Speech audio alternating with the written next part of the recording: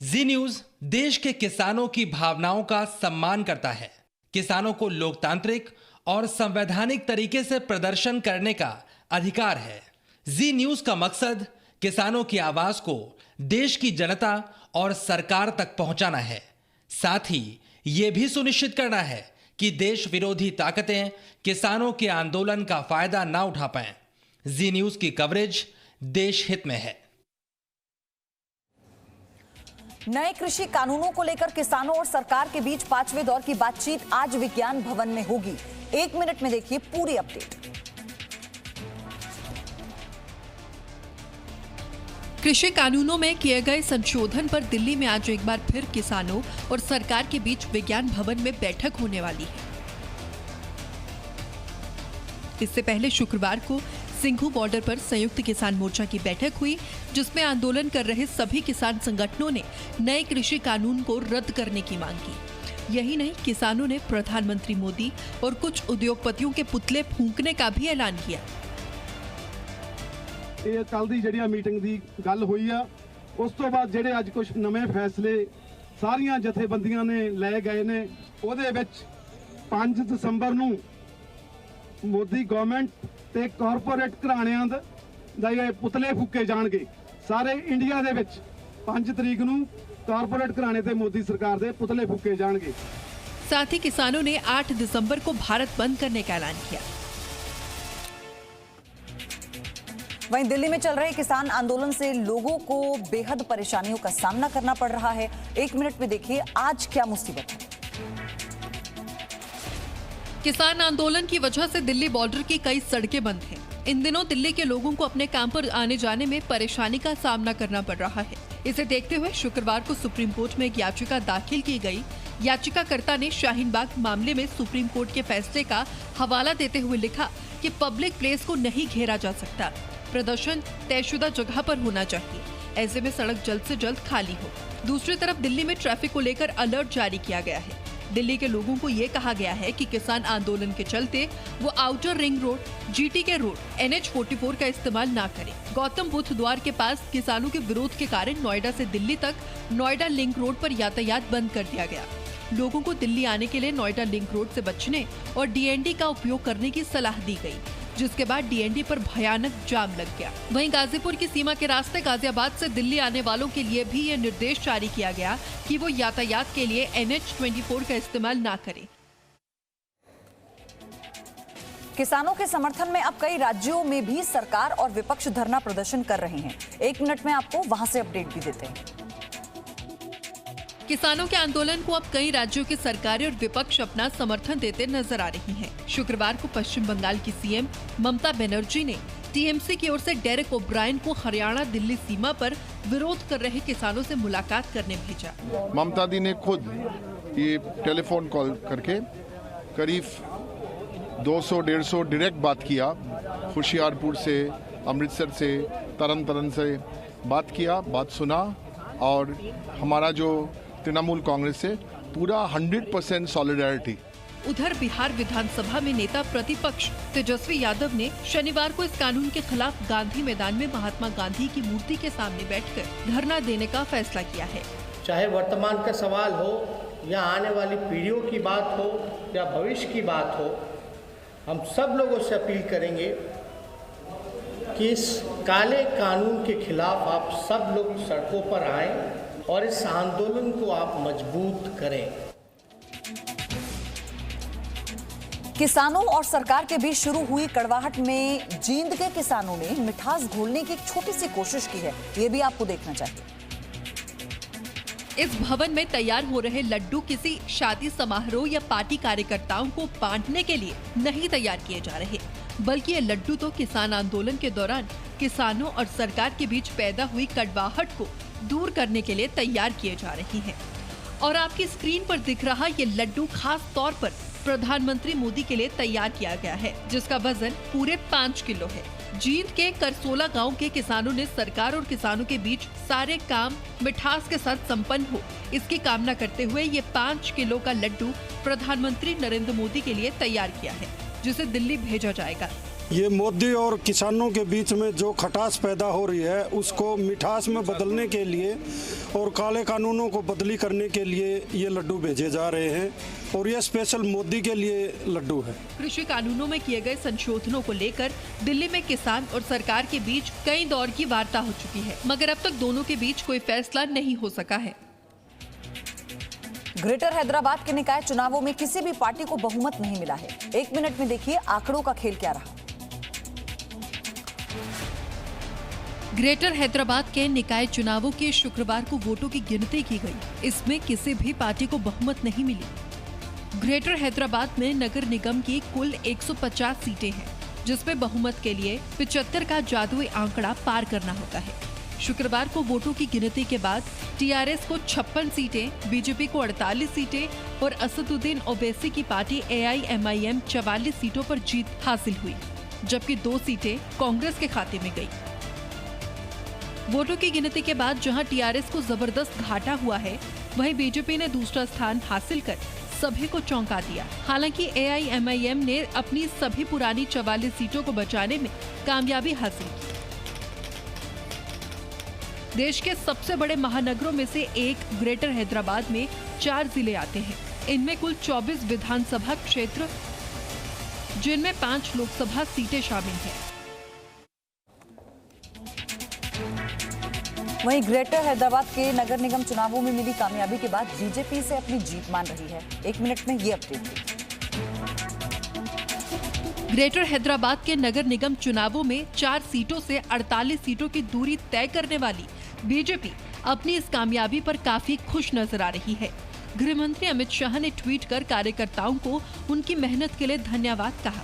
प्रधानमंत्री नरेंद्र मोदी के नेतृत्व में बीजेपी की विकास की राजनीति पर भरोसा जताने के लिए तेलंगाना की जनता का आभार। श्री जेपी नड्डा जी और श्री बांडी संजय को भाजपा के शानदार प्रदर्शन के लिए बधाई। मैं तेलंगाना में बीजेपी के कार्यकर्ताओं के कठिन परिश्रम की सराहना करता हूं। दूसरी तरफ एआईएमआईएम के अध्यक्ष असदुद्दीन ओवैसी ने भी एक प्रेस कॉन्फ्रेंस कर हैदराबाद की जनता को शुक्रिया कहा। जिन्होंने निकला अपने वोट का इस्तेमाल किया, मैं इनको मुबारकबाद देता हूं।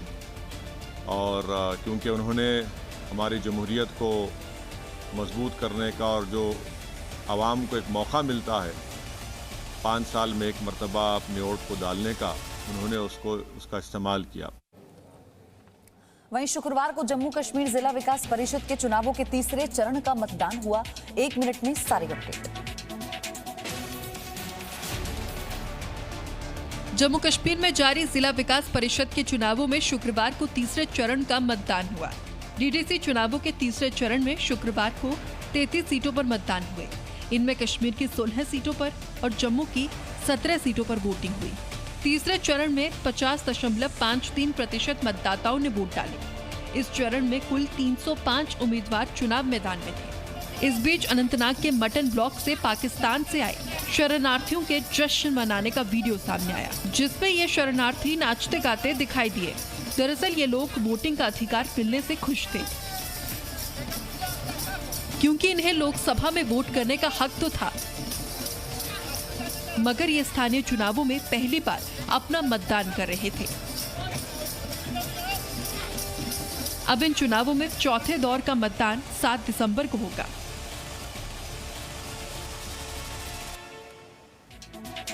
वहीं महाराष्ट्र विधान परिषद के चुनावों में बीजेपी 6 में से सिर्फ 1 ही सीट जीत पाई है। 1 मिनट में आपको यहां की भी अपडेट देते हैं। महाराष्ट्र विधान परिषद की 6 सीटों पर हुए चुनावों के नतीजे शुक्रवार को घोषित किए गए। इन 6 सीटों में बीजेपी को सिर्फ 1 सीट पर ही जीत हासिल हुई, जबकि शिवसेना, एनसीपी और कांग्रेस के महाविकास आघाड़ी गठबंधन ने 5 सीटों पर जीत हासिल की। 3 पार्टियां साथ में आने के बाद उनकी शक्ति का जो हमने आकलन किया वो कहीं ना कहीं गलत हुआ है। और मैं ऐसा मानता हूं कि हमें तो अब 1 सीट मिली है, लेकिन जिनके मुख्यमंत्री है उनको 1 भी सीट नहीं मिली, तो उनको भी इस पर विचार करना पड़ेगा। इन नतीजों में सबसे हैरान करने वाला नतीजा नागपुर का है, जहां एमएलसी चुनावों में कांग्रेस अभिजीत वंजारी ने नागपुर से भाजपा के संदीप जोशी को 18,910 वोटों से हरा दिया। ये सीट बीजेपी के पास 58 वर्षों से थी। केंद्रीय मंत्री नितिन गडकरी और पूर्व मुख्यमंत्री देवेंद्र फडणवीस के पिता गंगाधर फडणवीस इस सीट से जीत चुके हैं। केंद्रीय मंत्री नितिन गडकरी 25 साल तक इस सीट का प्रतिनिधित्व कर चुके हैं। और अब देश भर में क्या है कोरोना का हाल, ये भी अपडेट जानिए। देश में कोरोना संक्रमितों की संख्या अब 95 से भी ज्यादा हो चुकी है। पिछले 24 घंटे की बात करें तो देश में 36,595 नए मामले सामने आए हैं, जबकि इस दौरान 540 मरीजों की कोरोना से मौत हो गई। वहीं पिछले 24 घंटे में 42,916 मरीज इलाज के बाद ठीक हो गए। भारत में अब तक कोरोना के कुल 95,71,559 मामले सामने आ चुके हैं, जिनमें से 90,16,289 मरीज ठीक हो चुके हैं, जबकि 4,16,082 एक्टिव मामले हैं। देश में कोरोना से कुल 1,39,188 लोगों की मौत हो चुकी है। कोरोना के प्रति भारत का रिकवरी रेट 94% से भी ज्यादा हो गया है, जबकि मृत्यु दर 1.5% से भी कम हो गया है। इस बीच रूस में तैयार हुई corona vaccine Sputnik V Moscow से दिल्ली पहुंच गई है।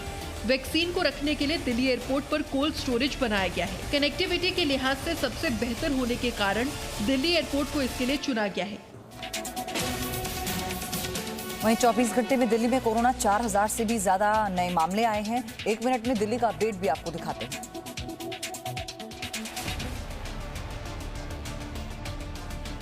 देश की राजधानी दिल्ली में पिछले 24 घंटे में कोरोना के 4,000 से भी ज्यादा मामले सामने आए हैं। दिल्ली में पिछले 24 घंटे में रिकॉर्ड 85,003 कोरोना टेस्ट किए गए, जबकि इस 24 घंटे में 4,067 नए केस सामने आए। इन 24 घंटों में दिल्ली में 73 लोगों की कोरोना से मौत हो चुकी है। दिल्ली में कोरोना के कुल 5,86,125 मामले सामने आ चुके हैं, जबकि कोरोना से राजधानी में 9,497 लोगों की मौत हो चुकी है। दिल्ली में कोरोना पॉजिटिविटी रेट 4.78% है।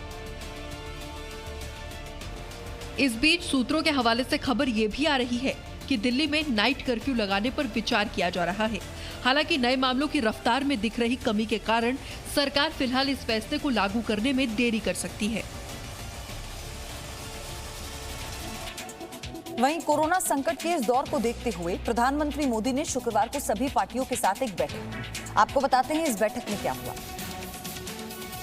देश में कोरोना संकट को देखते हुए प्रधानमंत्री मोदी ने शुक्रवार को सभी दलों के साथ वीडियो कॉन्फ्रेंसिंग के जरिए एक अहम बैठक में प्रधानमंत्री ने कहा कि कोरोना की वैक्सीन अगले कुछ हफ्तों में तैयार हो जाएगी। माना जा रहा है कि अगले कुछ हफ्तों में कोरोना की वैक्सीन तैयार हो जाएगी। जैसे ही वैज्ञानिकों की हरी झंडी मिलेगी, भारत में टीकाकरण अभियान शुरू कर दिया जाएगा। साथ ही प्रधानमंत्री मोदी ने इस बैठक में टीके के वितरण को लेकर बेहद अहम जानकारियां दी। इसमें प्राथमिकता कोरोना के मरीजों के इलाज में जुटे health care workers, frontline workers और जो पहले से गंभीर बीमारियों से जूझ रहे हैं वैसे बुजुर्ग लोगों को दी जाएगी। हाल ही में प्रधानमंत्री मोदी ने अहमदाबाद, हैदराबाद और पुणे के वैक्सीन प्रयोगशालाओं का दौरा किया था।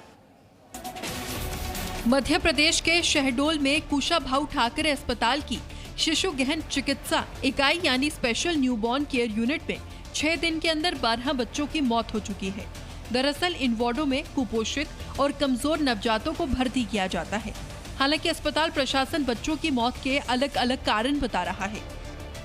जो 12 डेथ हुई हैं उसमें पहले तो आपको मालूम ही अभी 2 दिन में जो 2 और 3 तारीख को जो डेथ हुई हैं, 2 तारीख को जो एक अदिति तिवारी की जो डेथ हुई थी वो है 600 ग्राम की बच्ची प्रीमेच्योर पैदा हुई थी, काफ़ी मतलब वीक थी और उसको बुढ़ार से रेफ़र किया गया था।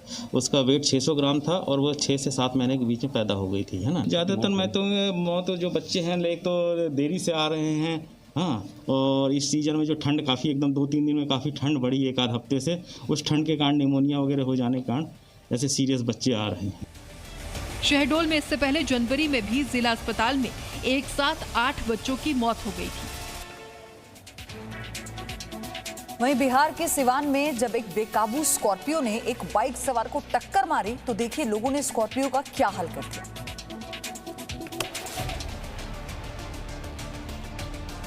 बिहार के सिवान का ये बसंतपुर थाना क्षेत्र है। यहाँ के बसाव गांव के पास एक तेज रफ्तार स्कॉर्पियो ने अनियंत्रित होकर एक बाइक सवार को टक्कर मार दी। टक्कर इतनी जोरदार थी कि स्कॉर्पियो बाइक सवार को काफी दूर तक घसीटती हुई ले गई। घटना के बाद स्कॉर्पियो का चालक मौके से फरार हो गया। इसके बाद वहां लोगों की भीड़ जमा हो गई और भीड़ ने गुस्से में आकर स्कॉर्पियो में जमकर तोड़फोड़ की। लोगों का गुस्सा यहाँ भी शांत नहीं हुआ और उन्होंने एक चौंका देने वाला काम किया। गुस्साई भीड़ ने गाड़ी को आग के हवाले कर दिया। बाद में बसंतपुर थाना पुलिस ने मौके पर पहुंचकर भीड़ को शांत किया और फिर शव को कब्जे में लेकर आगे की कार्रवाई शुरू कर दी।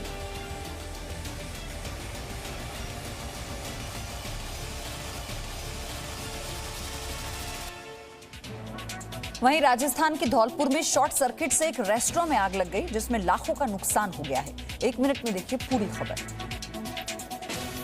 आग से जलकर खाक हुआ ये नजारा एक रेस्टोरेंट का है। ये रेस्टोरेंट धौलपुर शहर के निहालगंज थाना क्षेत्र के घंटा घर रोड का है। यहाँ अचानक शॉर्ट सर्किट से आग लग गई, जिससे रेस्टोरेंट में रखा बहुत सारा सामान जलकर खाक हो गया। रेस्टोरेंट की हालत को देखकर समझा जा सकता है कि आग कितनी भयानक थी।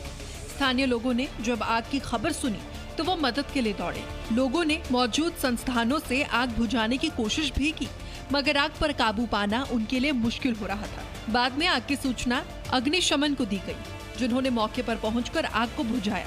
आग को बुझाने में दमकल विभाग को भी करीब 1 घंटे का समय लगा। आग बुझाने के बाद वहां हुआ नुकसान का जायजा लिया गया तो पता चला कि 4 लाख से ज्यादा का नुकसान हो चुका है। बताया जा रहा है कि रेस्टोरेंट में आधा दर्जन गैस सिलेंडर भी रखे हुए थे, जिनको कोई नुकसान नहीं हुआ। अगर इन सिलेंडर्स में आग लग जाती तो नुकसान काफी बड़ा होता। Presenting V News app, available on Google Play and App Store. Download it now.